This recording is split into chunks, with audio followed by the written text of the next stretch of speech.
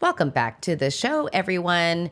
Dana and I are approaching this episode with collective anxiety. Some ambiguity, which is funny given the topic being, you brought it up, you were talking to someone in another country, right? And they were talking about their internal process and saying, I have that sorted. Got it sorted, Gwen. And there was something about that visual of being sorted that I think really appeals to both of our brains. It certainly appeals to my neurodivergent brain. I'm thinking of when I first met my wife, and she is self-taught whiz on computer stuff, can do some coding, but mostly just like organizing things. And then she used to be a third grade teacher, so she's very patient teaching, just a good combination, right? But I remember I had all these sort of random files on my computer and on the disk and on the desktop and all this kind of stuff. She's like, why don't you have any of that organized? And I was like, well, what do you mean? She's like, well, it's just all there. Like if you look for something, how do you know where to find it? And at that point in time, I was using my computer not a lot like it is now. It's like 20 years ago. And I was like, well, I just look. And she's like, what's going to happen is you get more and more documents. You know, are you going to remember all their names? And this sounds so stupid now because it's like, duh. But back then she said, you should make files. And I'm thinking computer files, and I'm overwhelmed by like, what's a computer file? She just said, no, like at work where you have your file cabinet where it has 4 drawers. I said, yes. She said, you don't just throw things in the drawers, right? You have file sorters. And I said, yeah.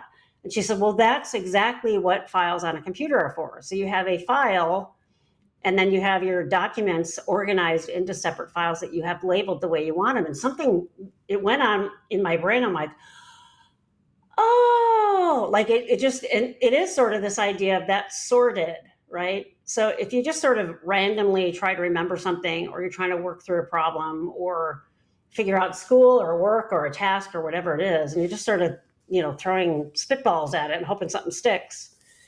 If you get a sense of sorting through it, we talk about trying to organize something. I've heard that so many times. Well, get organized. Great. Thanks for the advice. If I knew how to get organized, I would have done it a long time, right? It's so stupid. We were talking a little bit before we logged on here that my training in my vet tech program, medicine is very protocol driven. So you have this thing, you do X, Y, Z. You have this thing, you do 1, 2, 3. So I thrived in that environment in hindsight because they're teaching you, you put a bandage on the end of a dog's foot. This is exactly how you do it every single time. So it was sort of like that, sorting it. Okay, this dog has a broken nail. This is what you do. This is how you do tape, blah, blah, blah, blah. This is the direction you go, et cetera, et cetera. So it was sorted, right?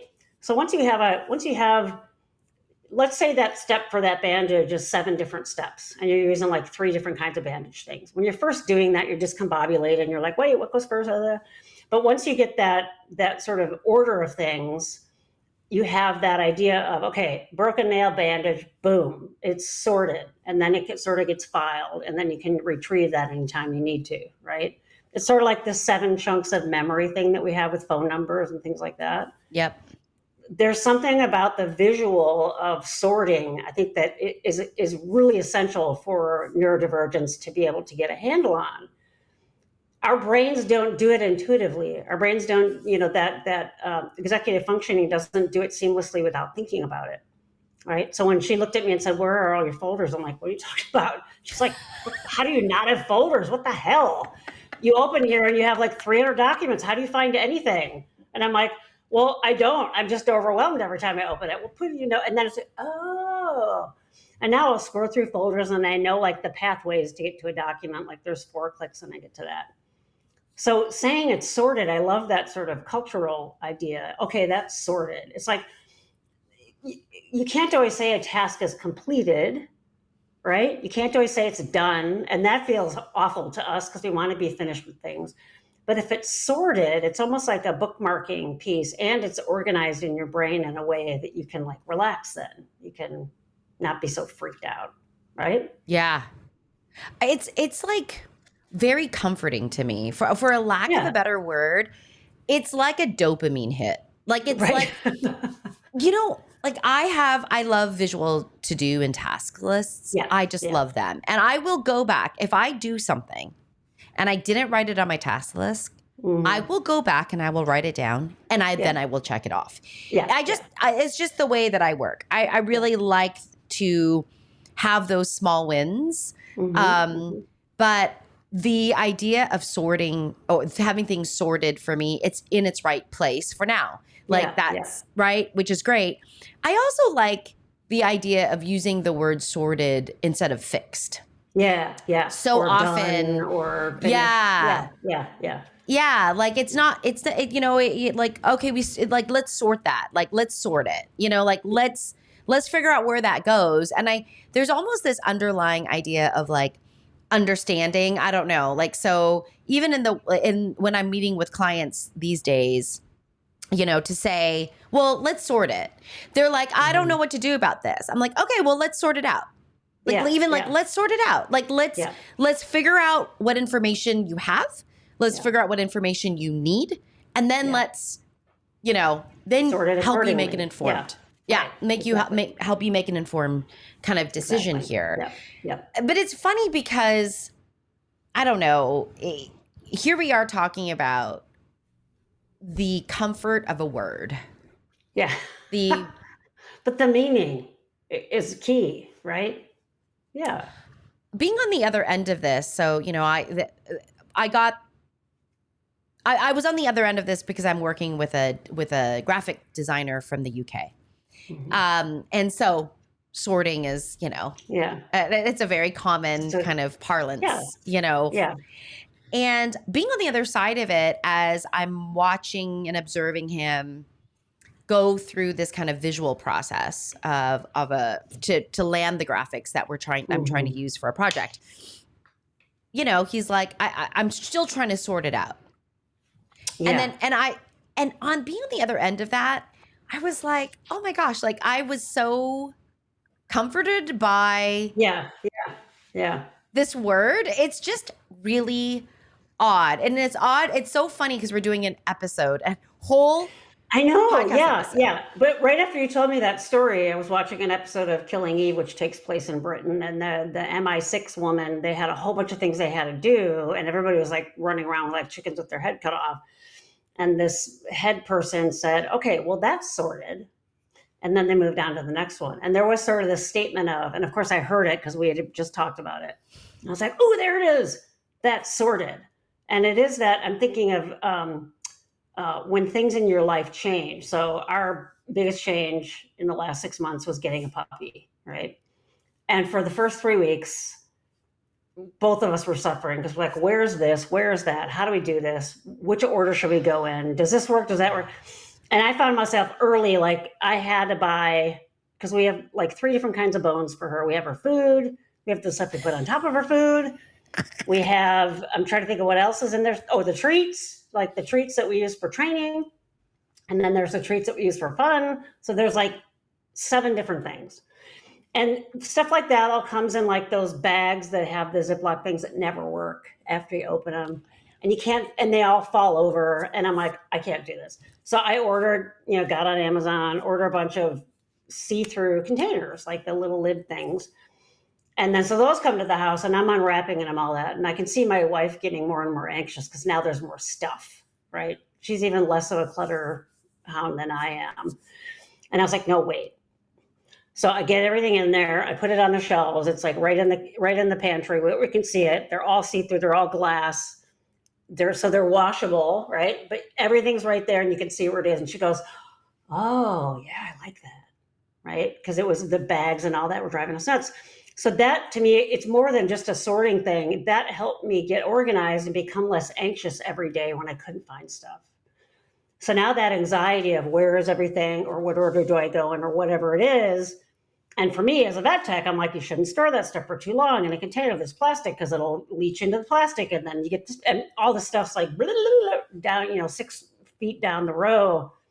Thinking the dog's going to get sick if we have these plastic containers. So it had to be glass, right? But once I got them, figured that out, got it all sorted, both of us were like, oh, okay. And then we remember things we did with other dog, like where are the dog's bath towels? Where are the dog's paw wiping towels, right? Just silly stuff like that we hadn't re-put in place in the 5 years since we lost our other dog. And that really is like that sorting it out. I can't emphasize enough how important it is. We use the word routine and we use the word protocol or, follow steps or whatever it is. But there is something about that word sorting that speaks to how you do those things for yourself. Now, how you sort something might be different than how I sort something, which is fine because then it makes sense to our brain. When I didn't do well in school until I finally clicked and figured it out, it was a sorting thing, right? It was which notebook do I take notes for this class in and which one do I take them for the other class in and how do I write them and where do I write them that I can learn this stuff and sort it, right? Whereas before it just felt like chaos and, where is anything? I've had clients in the past who are ADHD, and then I have a bunch that are ADHD and autistic. And some of them have a out of sight, out of mind thing that I think is important to acknowledge in a sorting conversation, because they can put something away and sort it, and then they forget where it is. They have no memory of even having it because it's away, right? And so we've talked about things like getting those stackable, like clothing for your closet things that are clear. And then even getting like a label maker. One person's like, I'm not that anal. I can just write with a marker, with a Sharpie. I'm like, great. I would need a label maker, right? And label everything. Now that said, that task in and of itself can be overwhelming. So we say, okay, the first task is buy 4 of these from Amazon. They come, let the box sit, unpack the box, do one section, 4 boxes worth of clothes in your closet, and then don't do anything more and let that sit for a while. So there's other stuff that will come up for each of you around sorting that you need to acknowledge, but it's just such an important idea for you to figure out how your brain sorts stuff, because it might be different than your families or your spouse or your kids or whoever, right? And then how do you figure out how to do that together? I have this freakish ability to put something away and I can tell you what drawer it's in. I could tell you what it's under. It's this visual memory, but it's also I just know. It's nothing I've worked on or acquired. It's just there. My wife will go into the garage and be like, well, what bin is it in? Like the third one from the left on the bottom, under the lid that's got a blue marker on it or something like that. Most people don't have that. So figuring out a way you can sort stuff where you can find it afterwards is key, right? Yeah. That brought up something for me as I'm listening to you talk, Dana. I think this has to do, and I don't know, maybe, if you're listening or, watching, you guys can comment below. The idea of like how strong our visual system is. Mm-hmm. And I think like for a lot of autistics, their visual systems are very, very attuned. I mean, it's kind of very, it's really a strength and maybe even can be a burden for them as well. Yeah. But this idea of like the way things look and how things should look. And that's, for me, that's a big thing. Like from a sorting perspective, and don't get me wrong, I've got a lot of controlled chaos in different places. I've got, a drawer that's like, wow. I've got a couple cabinets that are like, oh my goodness, right? Because the cabinet is the sorter. Once it's in there, that cabinet could be chaos inside. But that's the cabinet. But it's sorted in that way. Yes. Yeah. I definitely, for me, have a sensitivity to visual clutter.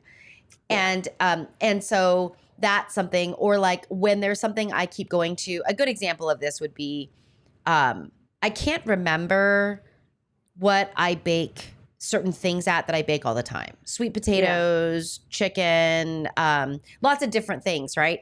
And there's all these different, like, is it 400 or is it 425? Is it 325 or 350? So Yeah. I had to make a list and I put it on the inside of my cabinet.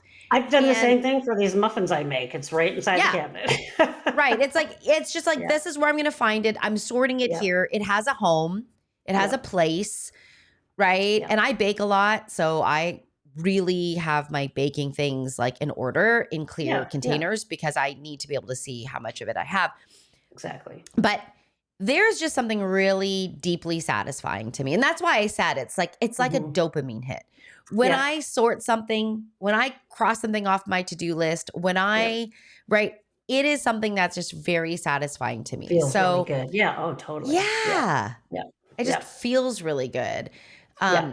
And so, and I like the idea of it, like, again, splitting hairs like we usually do Mhm. on our podcast, is that idea of like sorting over fixed. Yeah. Like Yeah. Yeah. sort it out. Yep. Like let's sort it out. It's like it's more I don't know if it's more process oriented.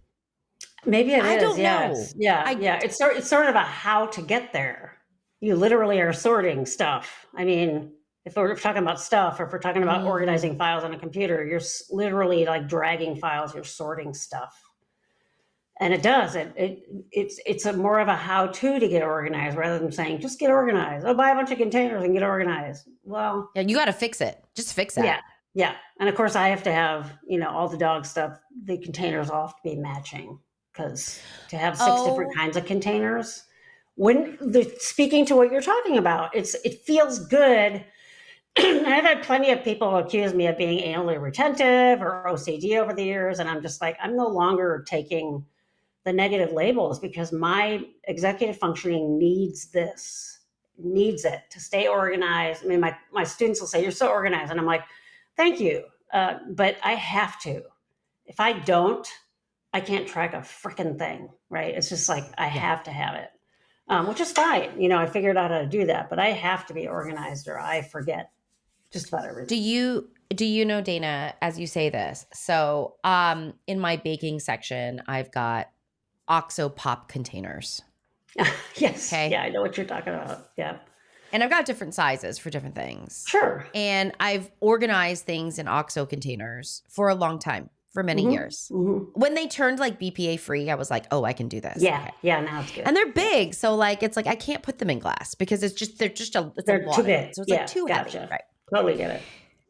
Do you know that OXO every few years changes just slightly the depth of their lid or the roundedness of their lid? And because they want you to buy new ones. Yeah. And I just squared notice. it all away. Yeah. Literally, I've just squared. And then I needed to add one more for something that I use that I haven't. And I bought the same size. Yeah. And they're different. The lid is different. Yeah. Yep. We have these snap lid ones that are the container's glass, and they've done the same thing. So you can't use the new lids on the old. I want to scream. That's like a record screeching. Yeah. I don't know what to do. I really I'm like, I can't afford to change everything else. Right. Okay, so let's talk about sorting, because I've had that sort of thing happen, right? Sort of thing. So as you're telling that story, I can feel like this itching in my body just to acknowledge what our readers are probably going through. But what I would do is I would sort of try to reconcile that by saying, okay, I'm stacking the ones I have, and then that one that's different will just be off to the side. And then as I accumulate new ones that match that new one, at least those stack together. So there's some organization by ones that fit together. But for a while, when it's only one outlier, it's irritating. And I do think that a lot of people would judge that as a pathological thing. I think it's just when you have to organize that kind of part of your brain externally because it's not there internally, it's annoying when when things aren't matching or lining up, because in your brain they just happen naturally. So I've actually destigmatized this for a lot of people and have said you're not OCD, you just, like you said, visually when you see it like that, it's like most neurotypicals can just walk through their life and it's there. You need it externally. And of course, your life is full of anxiety because you don't have that. So when you do, it's like, it's like visual organizational pornography, right? Because it's your brain finally can be like, there it is. Now I don't have to worry about it, right? So it makes sense to me that that would be kind of annoying, right? I have never been accused of watching pornography before. Organizational pornography.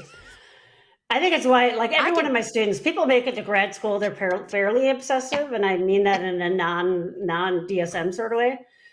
And I'll just say things like, we should do a field trip to like Staples. And everybody's like, oh, yes, Staples, school supplies, or like one of the container store. Container store. And just like, oh my God. Any Japanese bookstore. We have a big Japanese grocery store, and then they have containers and stuff like that too here called Wajimaya. When we go there, it's like we can't go there just to pick one thing up. We have to spend at least an hour in there. My wife goes to all of the food, and I'm just buying all the containers and cutting boards, and I'm like, this is so awesome to live in a culture that just does that and values that. Oh God, yeah. I've been to Japan a couple times. It's one of our favorite places to visit. Mm-hmm. They have 3-story bookstores that just have stationery and organizational supplies. I feel I'm getting a little choked up. I feel myself trying to start to cry when you mention that. It's like, you guys can go see the temples. I'll be in the 4-story bookstore. This is my temple. Stationery. Yeah. Oh my God. Yeah. Like stickers and pens and different color paper.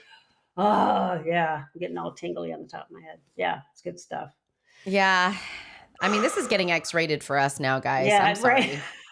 Dana and I are like, wow. Right? Who knew that our conversation about sorting would lead to organizational pornography? Yeah, we started, just so you guys know, we started this episode knowing that the word sorting meant something. We weren't sure where it was going to go, and here's where it went. So I hope you guys like this. I hope you can resonate with it.